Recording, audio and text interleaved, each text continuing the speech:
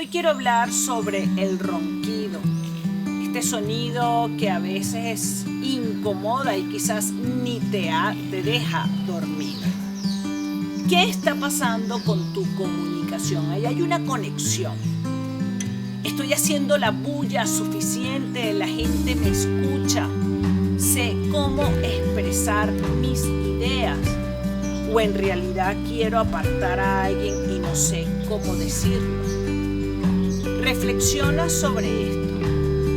Aprende a expresarte, a escuchar a otros. Si hay algo que no te agrada, pues no esperes que los demás tomen esa decisión. Puedes escribir, puedes drenar todo eso que tienes y que definitivamente no has sabido expresarlo. Vamos entonces a trabajar la comunicación para que te conectes con tu ronquido. Ya sabes, si te gustó este video, compártelo y suscríbete a mi canal.